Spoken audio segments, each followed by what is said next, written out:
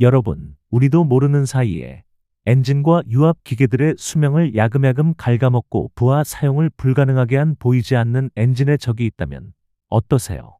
사실 있습니다. 오늘은 바로 그 녀석을 잡기 위해 나온 아주 기발한 특허 기술 한번 제대로 파헤쳐 보겠습니다. 자동차 엔진의 가장 치명적인 순간 과연 언제일까요? 막 고속도로에서 쌩쌩 달릴 때, 아니면 험한 오프로드를 갈 때. 정답은요, 생각보다 훨씬 더 평범한 정말 의외의 순간에 숨어 있습니다.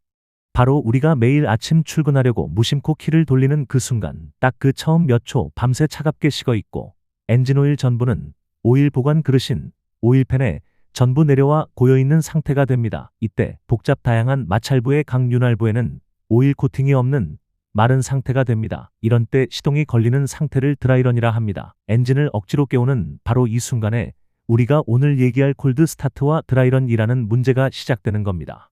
대한민국 특허는 물론 미국, 일본, EU, 중국 등 국제 특허를 획득한 신기술인 우리가 개발한 특허 기술에서도 분명하게 지적하고 있듯이, 왜 이 문제가 중요하냐면 밤새 차갑게 굳어버린 엔진 오일은 제 역할을 제대로 하지 못합니다.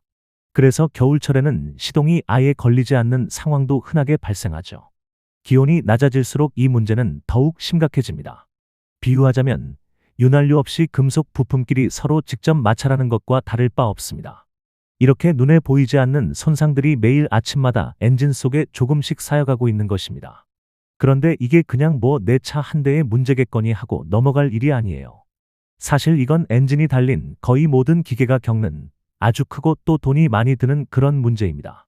큰 엔진으로 구동하는 건설기계, 트럭, 선박, 발전기 등은 더 심각한 문제를 일으키며 시동 즉시 부하 운전이 불가능합니다. 자, 이 그림을 보면 확 와닿으실 거예요. 왼쪽 좀 보세요. 엔진이 차가울 때 오일은 거의 꿀처럼 끈적끈적해요. 이러니 부품 사이를 제대로 비집고 들어갈 수가 없겠죠. 그런데 오른쪽처럼 열을 받으면 언제 그랬냐는 듯이 묽어져서 엔진 구석구석을 막힘없이 돌면서 완벽한 보호막을 만들어줍니다. 그러니까 콜드 스타트와 드라이런이라는 건 저 끈적한 왼쪽 상태에서 엔진을 억지로 돌리는 거나 마찬가지인 거죠. 이런 미세한 손상이 처음엔 티도 안 나지만 이게 계속 쌓이면 어떻게 될까요?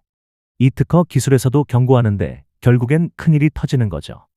혹한기에는 시동불능이 되어 차를 움직이지 못하고 엔진 수명은 당연히 줄어들고 연비는 뚝뚝 떨어져서 주유소는 더 자주 가게 되고요. 매연은 더 많이 나오니까 환경에도 안 좋고 정말 악순환의 연속입니다. 진짜 심한 경우에는 엔진 부품이 아예 서로 눌어붙어 버리는 그런 끔찍한 상황까지 갈 수 있어요.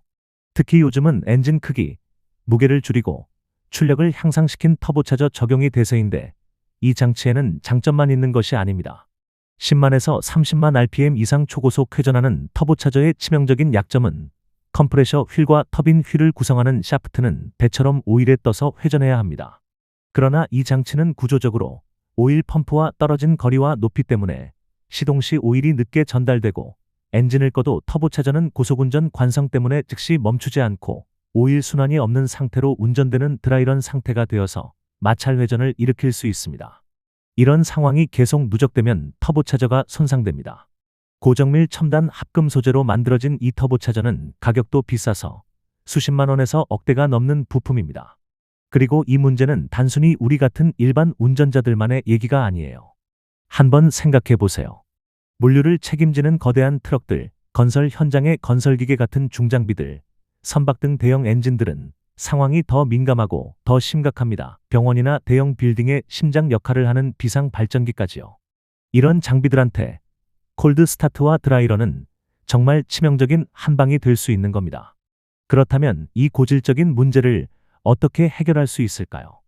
다행히도 그 해답은 바로 우리가 개발한 특허 기술 안에 있습니다. 쉽게 비유해 볼까요?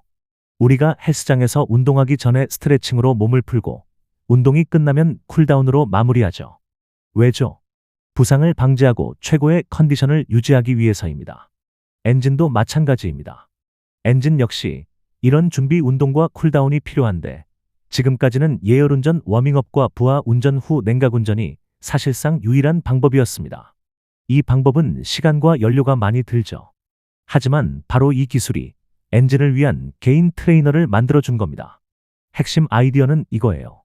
엔진 혼자 알아서 하게 놔두는 게 아니라 시동이 걸리기 전에 오일을 데우고 순환시켜줘서 최적 상태를 만들어주는 것과 동시에 시동 시 오일이 흐르는 경로에서 즉각적으로 온도를 높여 콜드 스타트와 드라이런을 방지하는 것입니다. 그 결과 겨울철과 극지방과 같은 극한의 기후 조건에서도 수개월, 수년 등 엔진 정지기간에 관계없이 일발 시동과 워밍업, 예열 가동 없이 시동 즉시 부하 운전이 가능합니다. 또한 시동을 끈 뒤에는 과열된 부분을 신속하게 식혀주는 기능까지 갖추고 있어 엔진을 독립적으로 케어해주는 완성형 시스템이라 할 수 있습니다. 그럼 이 시스템이 도대체 어떻게 움직이는 건지 그 원리를 한번 들여다보겠습니다. 이 발명의 진짜 기발한 점이 바로 이거예요.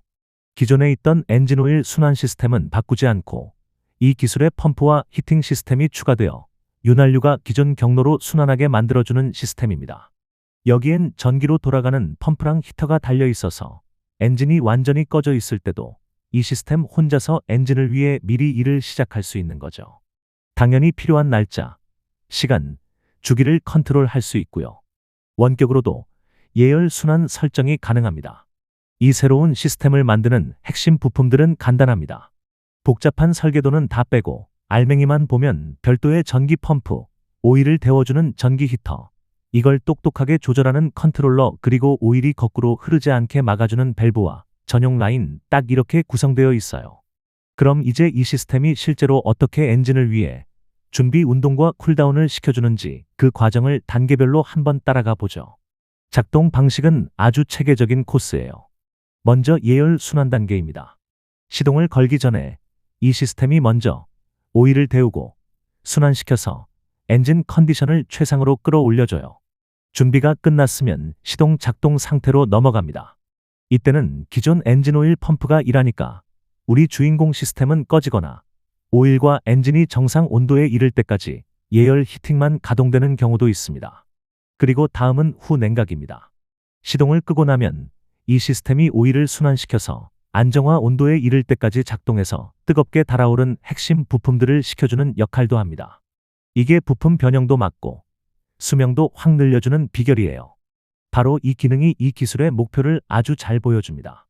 날씨나 시스템이 멈춰있던 시간에 관계없이 부드러운 시동과 이상적인 작동 조건을 보장하기 위해, 그러니까 이게 무슨 말이겠어요. 꽁꽁 어는 한겨울이든 푹푹 찌는 한여름이든 차와 장비를 몇 일, 몇 년을 세워뒀든 그런 거 전혀 상관없이 언제나 엔진이 최고의 컨디션으로 부드럽게 일발 시동되고 시동 즉시 부하 운전을 가능하게 합니다. 또 시스템의 구성장치, 터보차저 등 시스템이 안전하게 멈추게 하겠다. 바로 이겁니다. 그럼 이런 기술적인 얘기 말고요. 그래서 이게 우리한테 현실적으로 어떤 이득을 가져다 주는지 그 핵심을 한번 짚어보겠습니다. 이 차트 하나로 설명이 다 되네요. 보세요. 이 고질적인 콜드 스타팅과 드라이런 문제를 딱 잡았더니 어떤 결과가 나오나요? 엔진 및 시스템의 예열이 필요하지 않아 시동 즉시 출발과 부하 운전이 가능하여 시간을 단축시키고 연료를 소비하지 않아요. 당연히 시스템의 수명은 길어지고요. 연비도 좋아지고 배출가스는 줄어들어 친환경적입니다. 무엇보다 작동 윤활부에 대한 마모와 변형 방지로 시스템 수명이 확 올라가는 거죠. 또한 이 기술은 단지 내연기관 엔진에만 적용되는 것이 아닙니다. 유압 장치, 변속기, 동력 전달 시스템 등 다양한 기계 장비에서도 활용됩니다. 시동 전에는 오일 온도를 올려서 내부 부품을 충분히 적셔 마찰을 줄이고, 작동 중에는 적정 온도를 유지하며 시스템을 멈춘 후에도 일정 시간 오일을 순환시켜 냉각과 윤활을 지속함으로써 부품을 보호합니다. 이를 통해 금속에 쌓이는 응력을 제거하고 변형을 방지하여 장비의 수명을 크게 연장하는 역할을 합니다. 이걸 우리 삶에 그대로 가져와 보면 이런 겁니다. 당장 내 차 엔진 수명이 늘어나니까 비싼 수리비 아낄 수 있죠. 연비가 좋아지니까 매달 나가는 주유비도 줄어들고요. 나아가서는 환경오염도 줄이는 거고, 위급, 긴급 비상 상황 대처에 꼭 필요한 국방장비, 소방, 재난구호 장비를 초 단위로 즉시 가동 가능합니다. 그리고 고층 건물, 병원 등 비상 발전기가 고장 날 확률도 줄여주고요. 그러니까 이건 운전자, 사회, 환경 모두에게 이득인 기술인 셈이죠. 핵심은 바로 이거예요. 이게 그냥 부품 하나 추가한 그런 단순한 개선이 아니라는 겁니다.